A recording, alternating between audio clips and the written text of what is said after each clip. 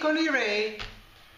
Hi, Angélique. Hi. I want to say that I'm going to interview Connirae Andreas here for the Dutch organization of NLP, the NVNLP. And I'm so happy because I was a student in your 3 days about the process of wholeness. And I was flabbergasted because I didn't know about that before. And I was really, it was a very deep, transforming workshop or seminar or what you would call it. And that's why I'm so happy to be able to interview you about your... Yeah, absolutely. So well, it is a pleasure to be here and talking with you, yes. And I'm so glad you did get that opportunity to be in the training ahead of time because since it's new, it's not something that I can put into old categories. No. So I can't, when people say, what is it, and they've never experienced before, it's difficult to give an answer. It's much easier to just go into a workshop and then you know. Yeah, but absolutely, because I was watching that video of Martin Weiss, and you made a lot clear, but I saw that before, and it didn't make all that sense until I was in your seminar. So that's awesome, was awesome. And one of the things that's really amazed me is your ease with which you are, in front of groups. It's with sense of, self-deprecation, I think the word is, like humorous and light, and still going on to bring us to a higher level. So I was amazed and I was very, very pleased. And so I'm happy now. Yeah. So my curiosity about the process first, maybe, because one of my questions is it following your core transformation or doesn't that has anything to do with it? Oh, that's a good question. I consider this to be along the same lines. I think it's the trajectory, it follows the trajectory of my life journey. And really both the core transformation work and the wholeness work, they're moving in the same direction. It's a little bit hard to describe what that direction is even, but if you've experienced either one, you have that sense.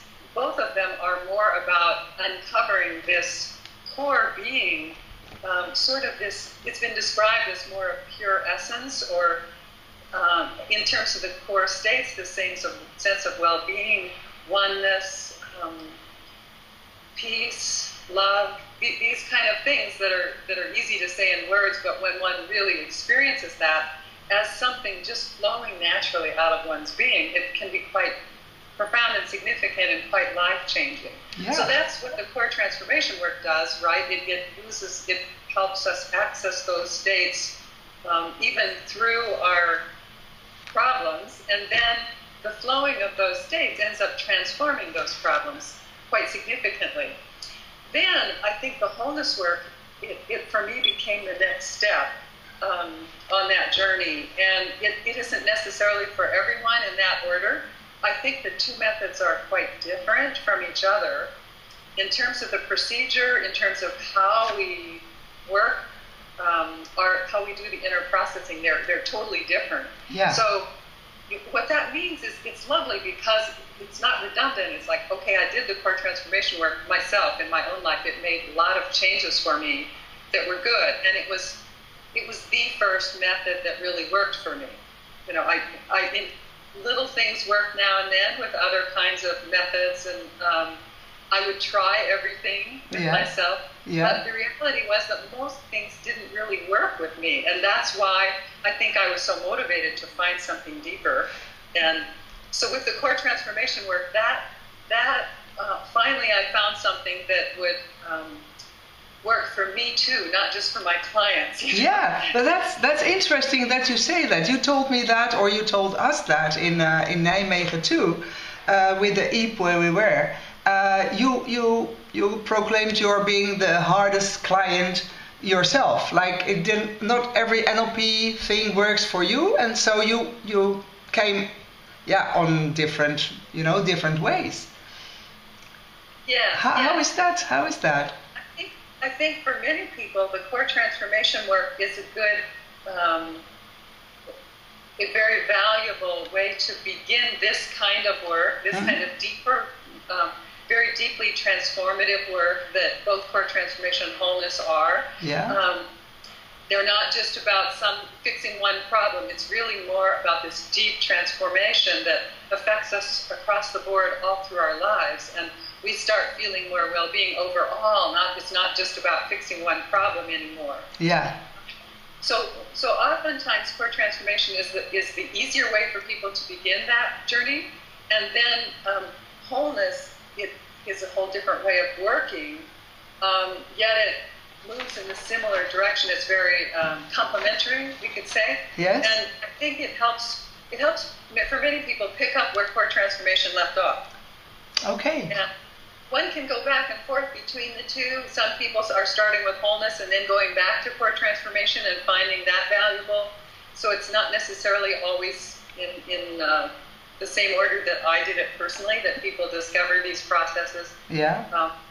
But often that's a useful way. When people have experience with the core transformation work, I think it makes the wholeness work more accessible.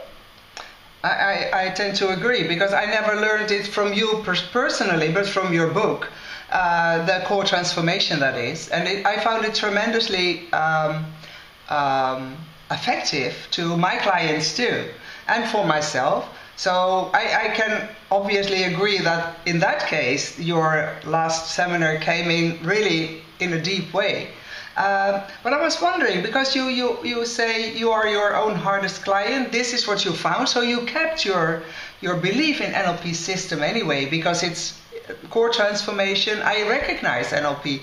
In the wholeness process, a little bit less. More maybe what you told us, Sri Ramana Maharshi, he was your model for this. How would you describe the process, if you could? I know you can't do it in depth, but if you could. I want to understand your question a little bit better.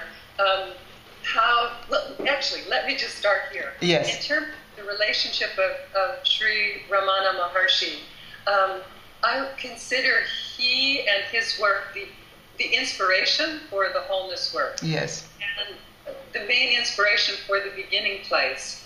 And then, and it was really a matter of a particular spiritual teaching, his most fundamental, most core spiritual teaching that he gave to people, which was that people should ask of themselves the question, who am I, who am I, who am I, throughout, just constantly, nonstop, to ask that question until they got the answer. And so it wasn't so much a modeling of, it's not a modeling in the way that we usually think about it. Okay. But what I did was both try to get a sense of him and his being. I watched videos online. Yeah. And of some of his students to get a sense of what are they going for? What is the end result they're going for? And through both his writings and through the sense of what is he demonstrating when I watch him online a little bit on some of these old videos. There's not much available on Ramana Maharshi. The video is very poor quality that I could find. But to get a beginning impression, so I got the sense, okay, what they're really going for here is similar to what comes through the core transformation work, this sense of the vastness of the vast self, this sense of beingness that is just so vast, so both so profound and so ordinary that it's difficult to describe without experience, because the ordinariness is just as true as the extraordinariness in this experience, but the vastness is definitely a part of it. It's that we're not experiencing ourselves as a small constricted being, and without really knowing just even what do they mean by that when they say experience the vastness. What do they mean? And what I began to do is think that rather than this question that he was posing to people, who am I, who am I, who am I? And that question was intended as a pointer to experience this vastness. And I thought, that's true, that doesn't work for most people. And it was even said in the writings from Ramana Maharshi the students they said this teaching doesn't work for most people. You have to be ready, was how they put it. Yeah. It works for maybe 1 in 1,000 or 1 in 10,000 or even more. Yeah. That this teaching can work. And I thought to myself, how can it be possible for me and for maybe other people to have this experience? Maybe it can be more than 1 in 10,000. Yeah. Yeah. And if we understand what he's pointing to, perhaps a better question than who am I, and expect to get to some experience of this vast self. Perhaps a better route would be to find this experience of I that we actually have now, rather than to go think that we're somehow going to get to some other experience of self, and that it be something vast. What if we start with just what's the experience of self right now? So I changed the question. Yeah. And so that doesn't come from Ramana Maharshi. The new question comes from trying to understand what is his intention and thinking maybe this will work a little more easily to get there. Yeah. So, but his whole philosophy and the philosophy of others like him in Eastern spirituality, that was what I was working with. Like, okay, if we take that philosophy, but then how am I going to find my way there? Well, maybe rather than just try to experience some sense of this vastness, I'm not sure how to do that.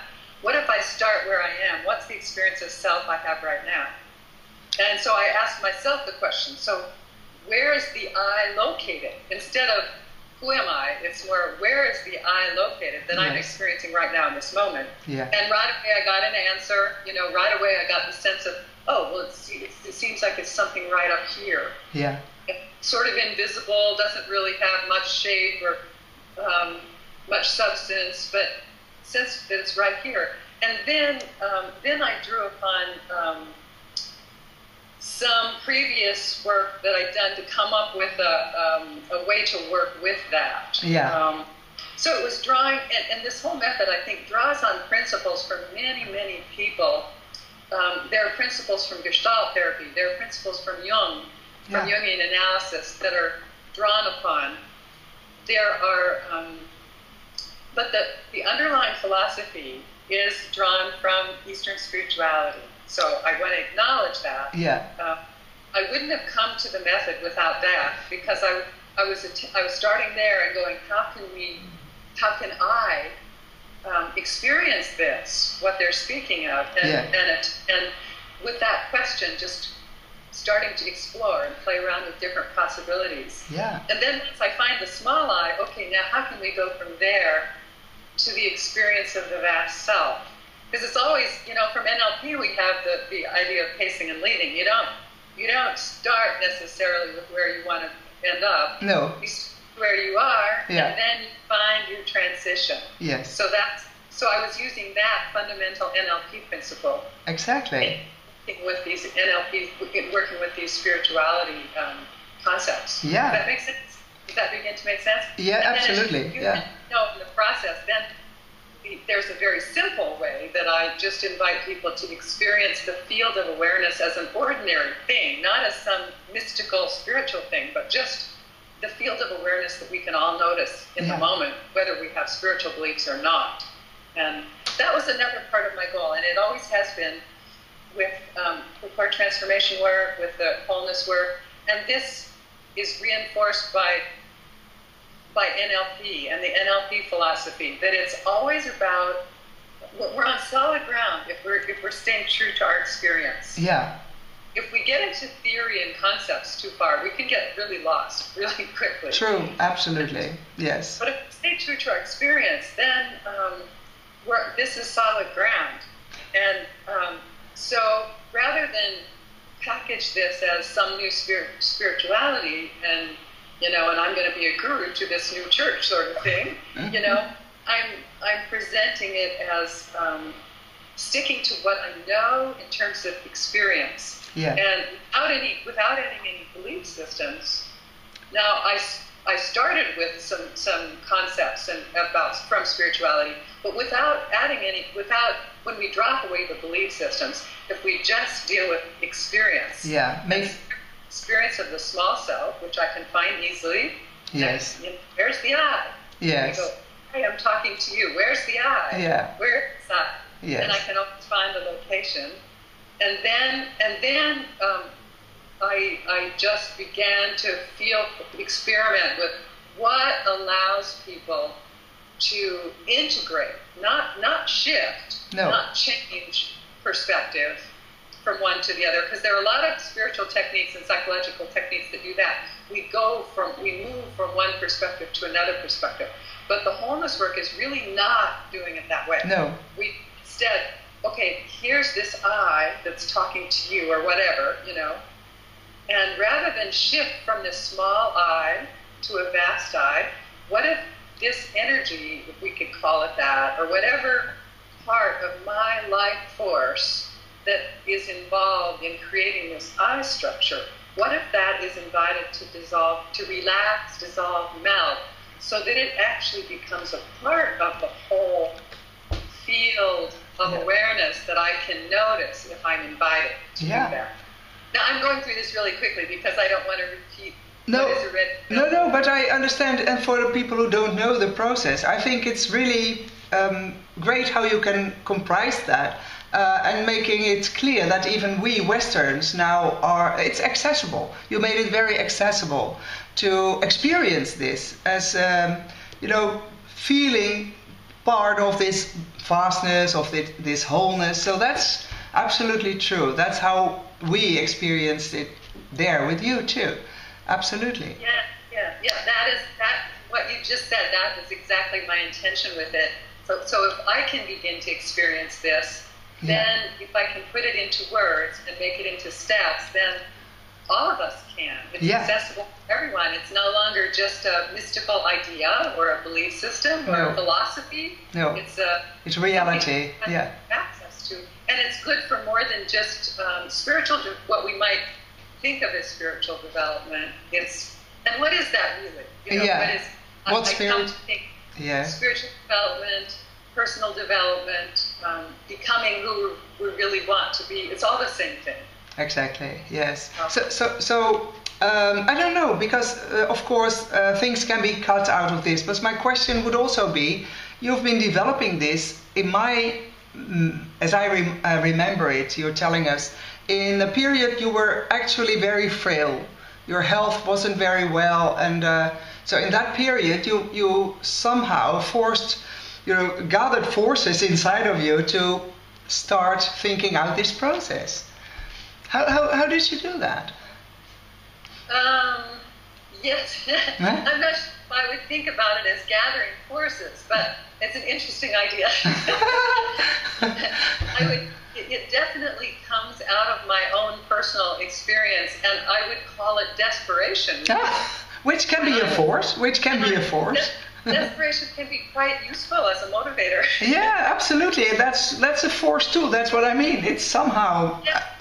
And I think, if my own journey had been easier, I never would have come up with either core transformation or wholeness. No. And so that's the way that my own challenges and my own personal difficulties have ended up, I think, out of it comes something that is a gift, both for me and both for other people. Yeah. So I just wanted to say that looking back, those were very difficult times. And at the time, I never would have said, oh, I'm so thankful I have this difficult time because something good's going to come out of it. No, not at those times, no. Someone could have waved their magic wand and said, okay, I've got the way out for you and it's going to be happening in an instant. I would have said, please, wave that magic wand, I'm ready.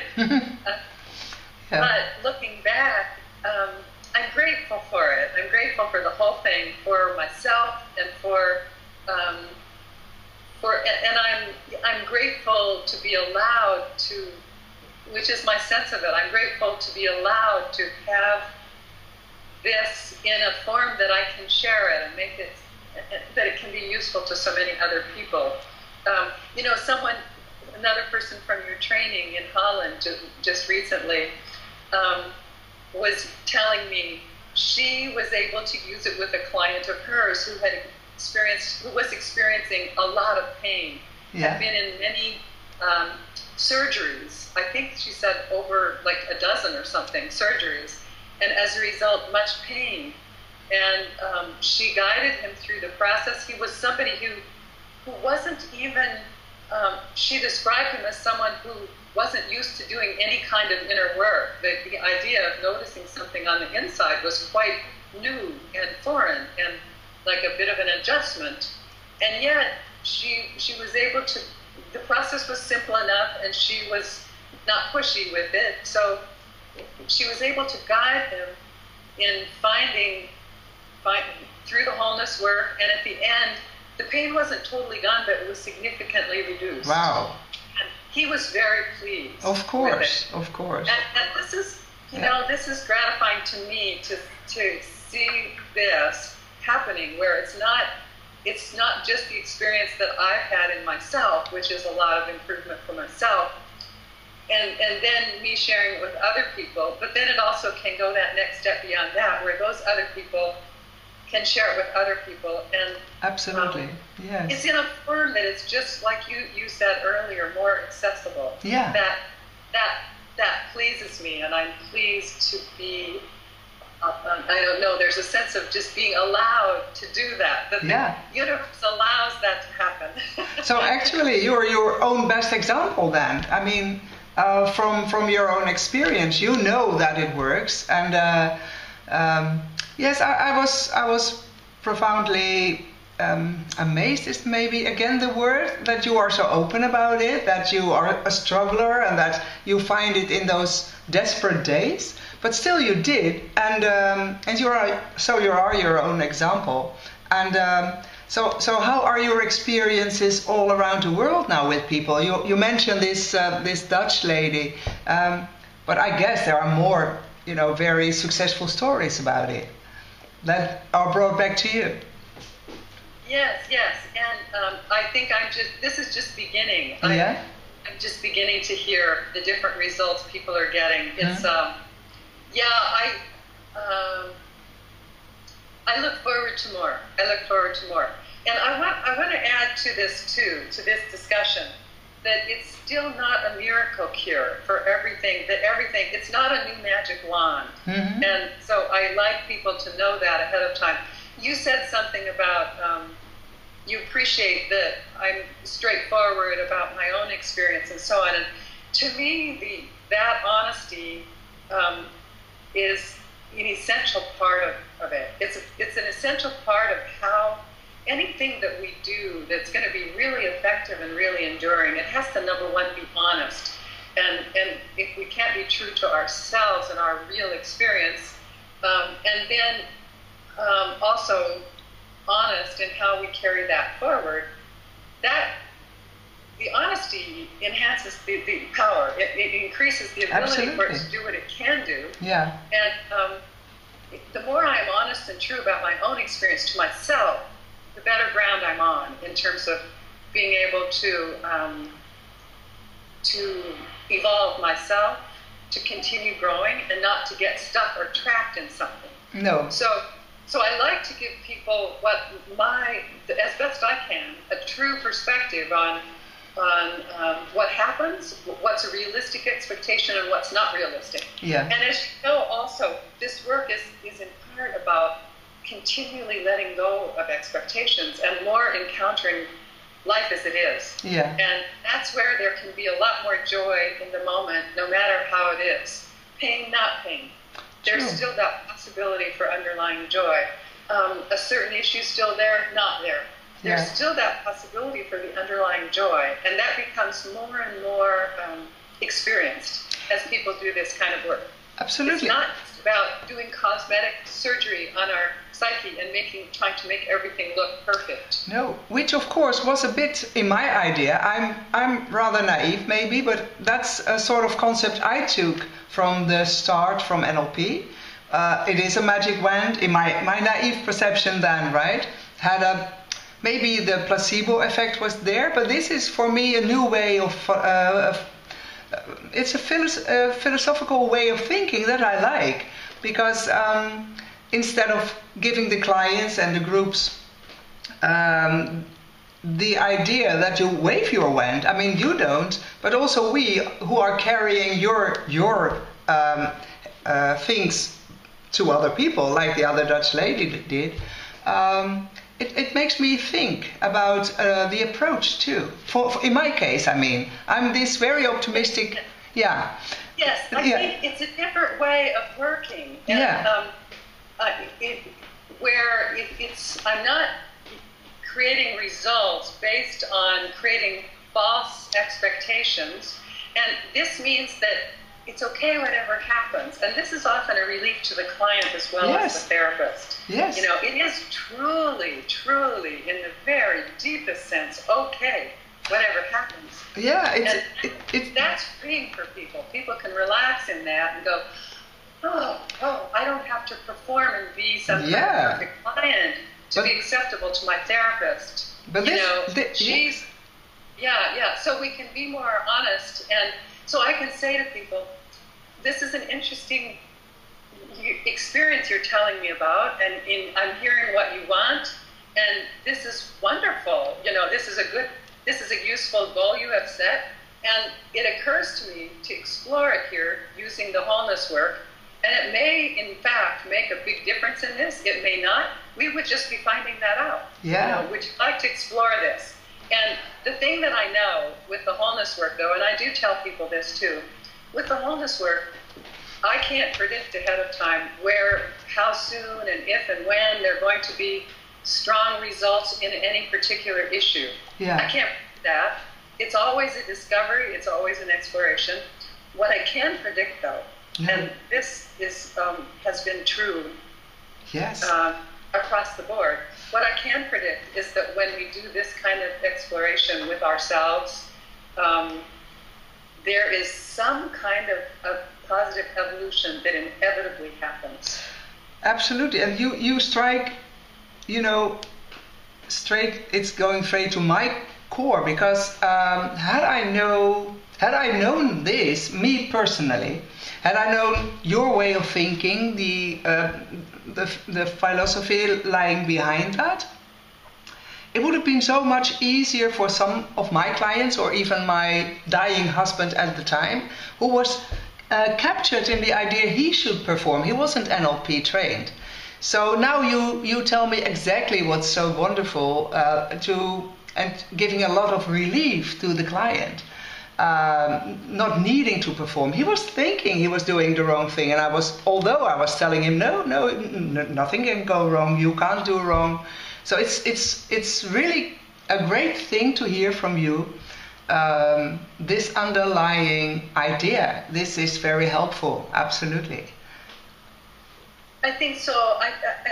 For me, it's been a relief to integrate this way of experiencing more and more permeates my being. You know, as I do the practice more, it's more and more who I am and how I move through life. So then it can be more naturally communicated to people I work with. Yes. And sometimes I recall just one person that I work with, I'm guiding him through the process, and the thing that he said, what stood out to him more than the change in the issue we were working with is he says, oh, I just so much like going through this process with you because I felt like I could do nothing wrong. Exactly. And that for me was huge. Yes. Just to feel like whatever happened, it was all fine. It was really fine. I could do nothing wrong. No. And that's exactly, yes. For a lot, that itself is a really nice thing. Yeah. So, And then there is more than that too. There's more than that, but and many people do experience shifts with what they were working with. Just recently, I was working with a client who wanted to get a very specific outcome. He wanted to respond more resourcefully when dealing with his employer. And his employer, he experienced as quite critical, one-upping, putting him in very difficult positions, kind of subtly, and it was very difficult for him. So we did the process. I'm not sure if it was an hour later, an hour and a half later, something like that. We went through several loops of it. Yes. Following the flow of his experience, and then in the end, we get back to thinking about it again, and it's like oh, well, now it's just what it is, you know. Yes. It's no big deal, really. Wow. He's doing his thing. Yes. Well, this is amazing. So even for those situations, I wouldn't have thought it would be, you could use it for that, because I was thinking, you know, deeper, profounder things, but now here you are. This is profound in its own way. Yes. Yes, that's an interesting observation. Yeah. I think you're right. It's useful when we take it for just the tiny little things that hurt us a little bit in life. Beautiful. Anything and everything. Beautiful.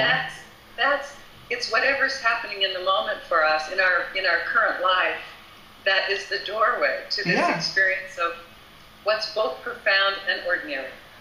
And so anyway, I have people, just recently she'd watched that video, and on the basis of that video, I go through enough that people can start to do it on their own. Yes.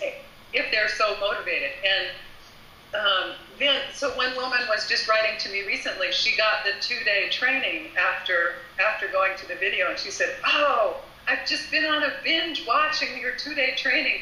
I had no idea there was so much more." Wow. You know, Yes. I really understand much more how to do it. And she was telling me all these things now she's doing with it for herself. Yes.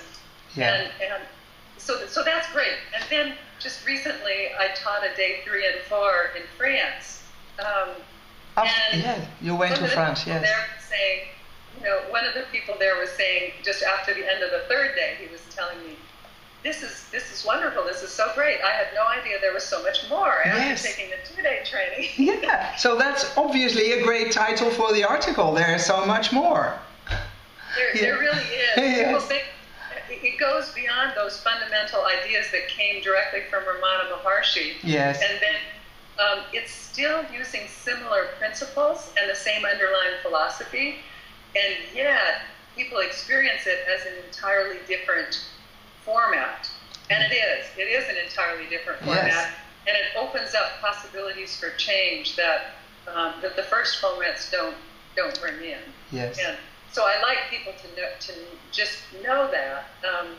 It may be that at some point I just try to find some way, if they're funding, to just make the whole thing free online. Yeah. Yes, that will be amazing. Yeah.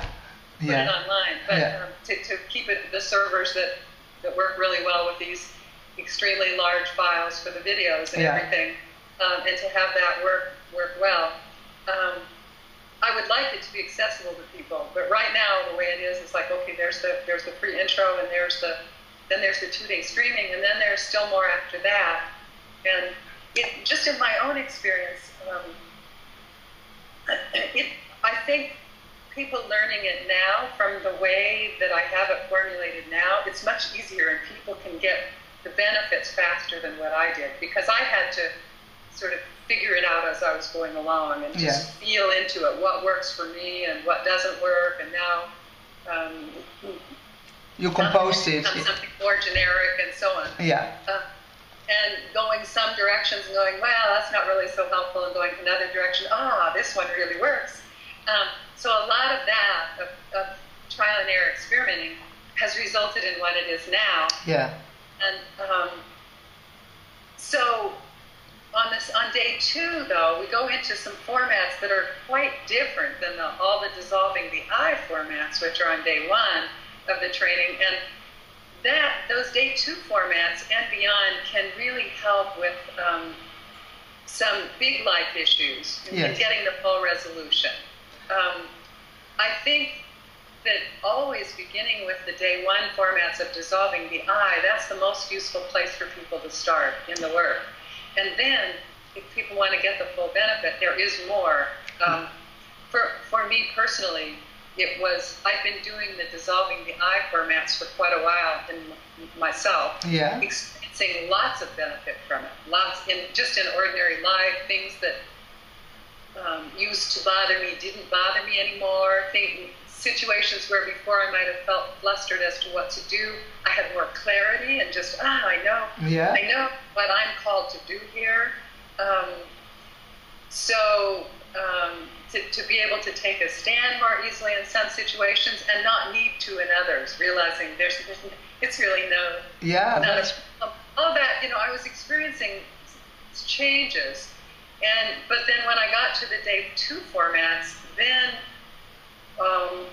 there was a significant shift in my health that came from that. And I've noticed that with other people too, that sometimes those day 2 formats can be especially useful for the health. Yeah. And health tends to be a bigger deal. It tends to be involved more than just one little process. Now we tweak this and suddenly everything is fine. Health for most people tends to be something where it's about really transformation at a more fundamental level and just exploring everything that comes up in life. And when you sorry, talking about health. Yes, I'm back. Having these extra formats and extra principles that help with really having this be a holistic way of working. And this is another thing, a comment that's coming back to me about it when people have gone on, especially people who've gone on for A3 and 4 trainings.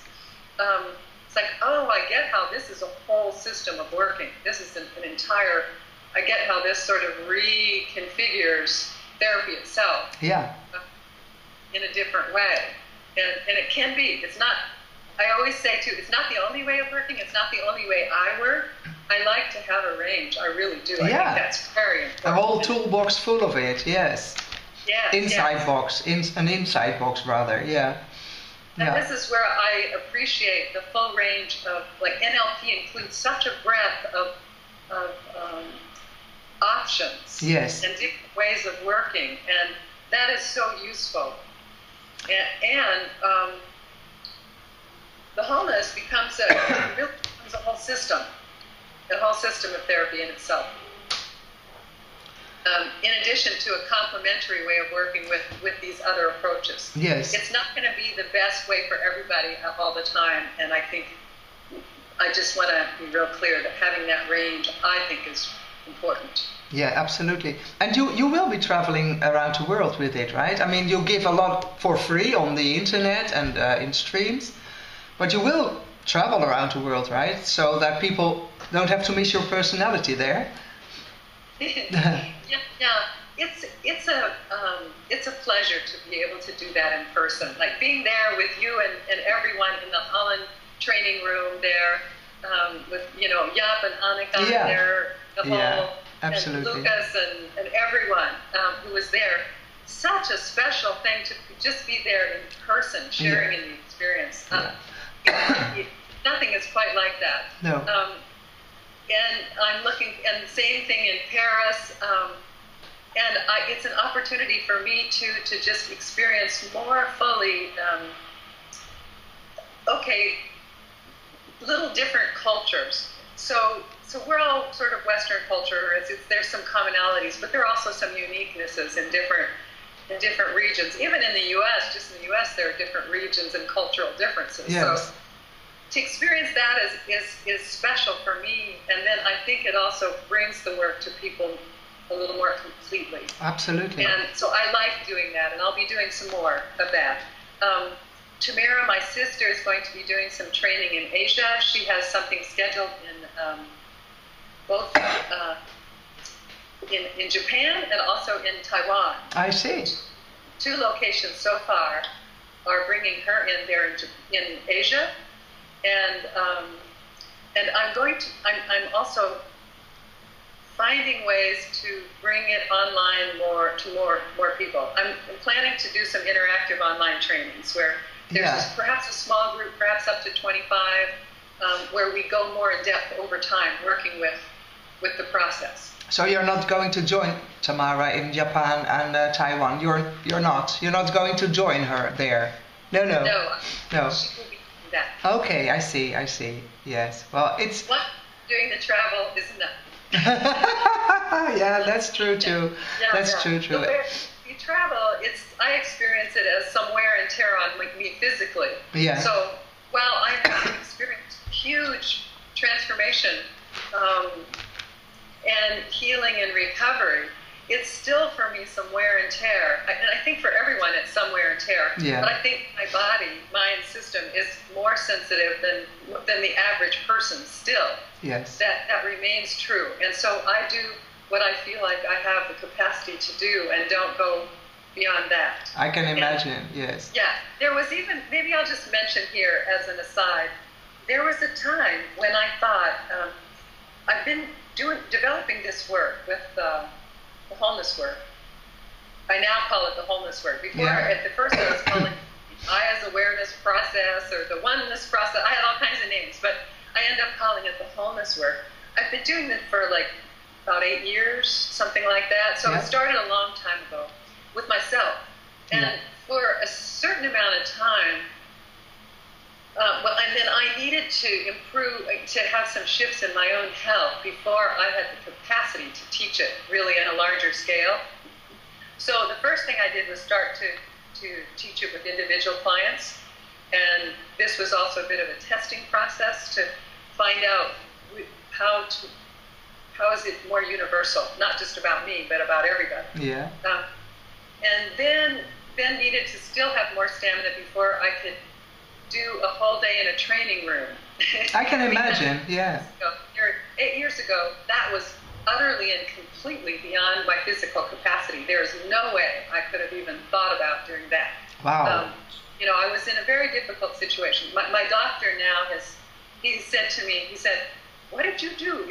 Most people don't come back from the kinds of things you experienced. And so he was curious about it. So it was quite intense, and I needed to have a lot of healing just on the physical level before I could offer trainings. Yes. And then I still had the question in my mind. I still had the thought in my mind early on that I needed to be completely, quote, better, whatever that might mean. Yeah. Before I would teach it. And I had the idea, and I decided, I gave this idea up because I realized it was a limiting belief, actually. Yeah, that I need to be some idea of 100% better, or some idea of completely integrated, or more well-being, or enlightened, or perfect, or some. I'm not quite sure what my idea was even, but that somehow I needed to be more and better and more. Before I would have the integrity to teach it. That's what I thought at the first. Yes. And then there were a series of experiences that showed me otherwise, I think. And one is that several people who were close colleagues, friends and close colleagues, who died unexpectedly. And I realized, it became very clear to me, none of us knows how much longer we have on this planet. No. And if there's some gift I have to contribute, I best just get on with it. Don't wait for myself to be better than I am. Don't wait for myself to be some idea of perfection, but just get on with it. Get on with contributing what I can. Yeah. And finding out, the way I thought about it too was not about, okay, now I know I've got this thing, I'm going to just make it happen. It was more like, I don't need to wait for perfection to happen. I don't need to wait for some kind of ultimate integration to happen. I am an imperfect being as I am. I'm in my own process, as are we all, as human beings. And for me to wait would be a mistake. And it would actually be misleading other people to think that they should wait too, I'm so happy. I'm so happy you didn't. Yes. Yeah. Yeah. Us needs to wait. Yes. There are things we have that we can contribute in whatever phase of our path, of our life journey. There are gifts that we each have that we can offer. Yes. And so my sense was, I will offer this, and I will find out if there's a resonance. Are people interested in it? Do people find it useful? Yes. And so when I walked into that first training that I taught, and the first one was just downstairs in our house here, small group of people gathered together, in our house. When I walked into that first group, I didn't have the feeling like, oh, this is great, I know it's going to be, it's going to be God's gift to whatever. I had more the feeling like, I have no idea if anybody's going to relate to this or not. Yeah. Won't this be interesting to find out? this will be, I really am curious, is this going to resonate with people? And how? And how might I share it with people to make it easier for them to understand its possible power, its possible capacity? Yeah. And so those were the kind of questions that I had. But just letting go of that idea that I needed to be some kind of idea of perfect before moving with what I can do. So I just felt, I realized that all I needed to be was honest, Yeah. and with myself, with other people, share what I have to share, and find out if there's a resonance. Yeah.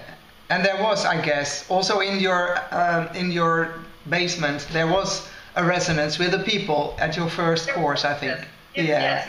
And then the second group, I still walk in with that same feeling. I have no idea. In one sense, any new group, I have no idea if there will be a resonance. And if I decide ahead of time there is or they must respond, then I'm subtly putting them in a box. Yeah. I'm putting an expectation of them that they have to like what I'm doing. Yeah.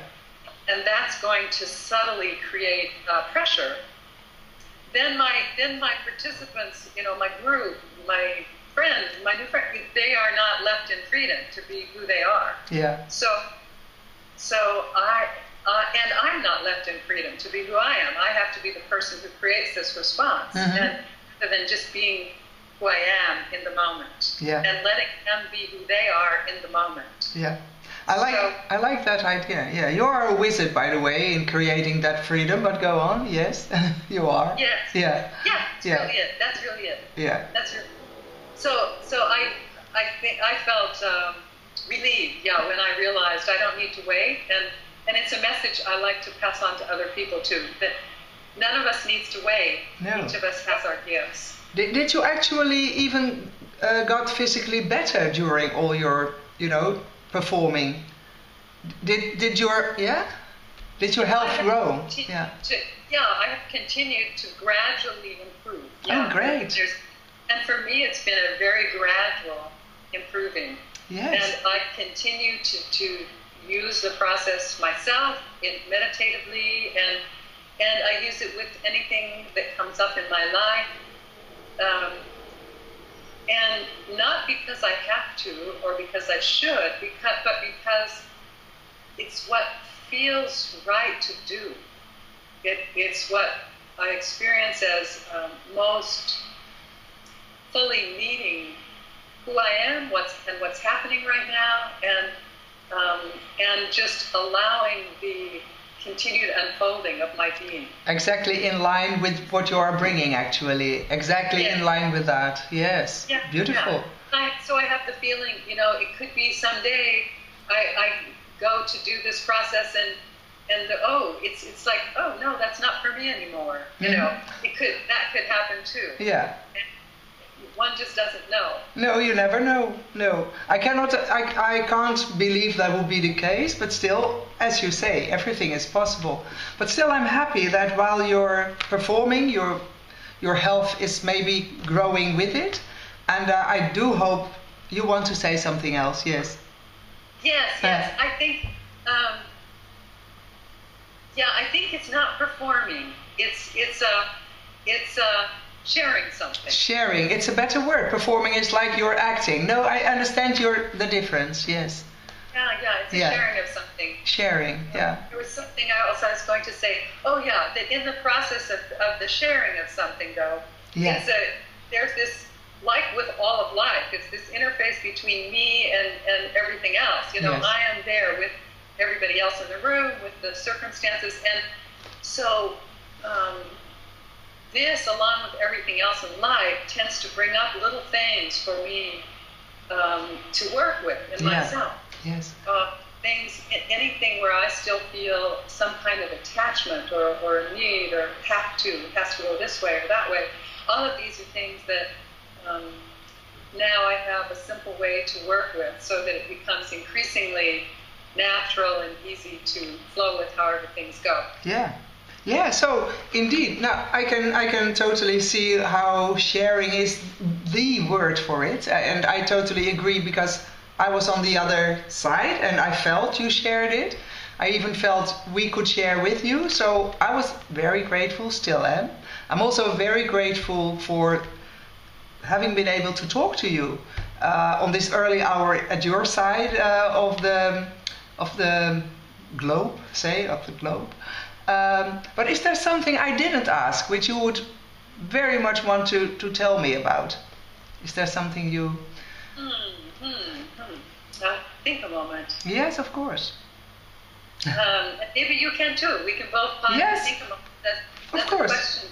Yeah, of course. I will check my list here, by the way, to see if I forgot something that I really wanted to know too. Yes, please do.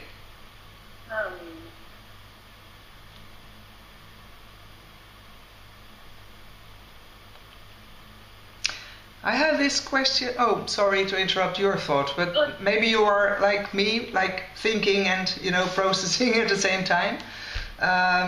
But this is a sort of diversion from the original subject. It's more about the NLP thing.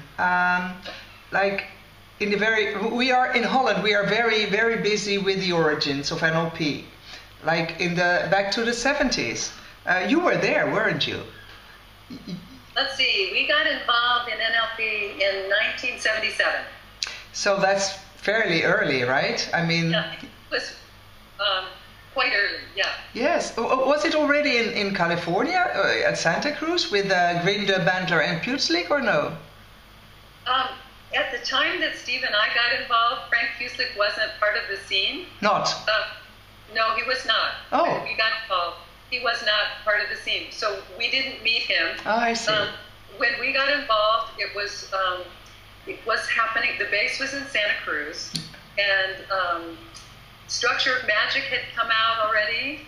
I think this was, trying to remember now, when the Patterns of Hypnotic Techniques came out. I think they were already out too. So they had already met Milton Erickson and all. Yes, yeah. Yeah. I think Frank was there in the very, very early part, and then and that shift happened, I think, about the time that Bandler and Grinder connected with Erickson. I see. And then they produced those books, and then Steve and I got involved in 77, and it was still a very small scene. Yeah. And a lot was still unfolding and being developed after we were there. So when we got involved, already developed as formats were the anchoring, the reframing, 6-step reframing was already developed. Yes. Change personal history was already developed. The basic pacing and leading concept, that was already part of the scene. Eye accessing cues was already part of the scene, and that was about it. Yeah. Modalities wasn't a thing yet. Strategies wasn't. That was just barely starting. And the parts part, where your core transformation uses the idea from parts, working with parts. Yeah, I think the idea of the parts, that was already there. Yeah. Okay. It's step reframing. Yes. Yeah. Yeah, of course. Yeah. So when we got involved, it was primarily the big four, as we called them. Yeah. Yeah. At the time, and it was Richard and John and Leslie and Judith. Sometimes they would offer trainings at a conference in New Orleans, for example, where all four of them were presenting. And so if there was anything that was a few days in length or longer, Steve and I were there. Yeah. And we went to everything in Santa Cruz. We went to everything that was anywhere else if it was more than a day or two. Yeah, okay. And we were there. And it was a certain small group of people who were also there. There was a core, the core of people. So at that point, it was a really small club. Yes. And we knew everyone else who was involved, and if there were any new developments, we all would hear about it. That it was that kind of a fun situation back then. How did the Big Four react to your developments? Because you made this huge development with the core transformation. How did they, as that Big Four, how did they react to that? Did they? I think That's an interesting question. I'm not quite sure, but I'll tell you as much as I know.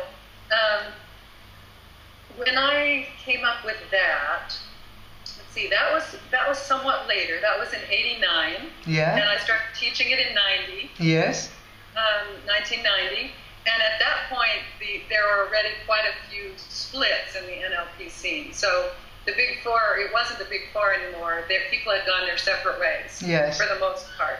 And we were still working with everybody and knew them all, but it wasn't the same. It was different. And in a way, I think that splitting off gave a certain kind of freedom for those of us in what I think of as the second generation NLP. Yeah.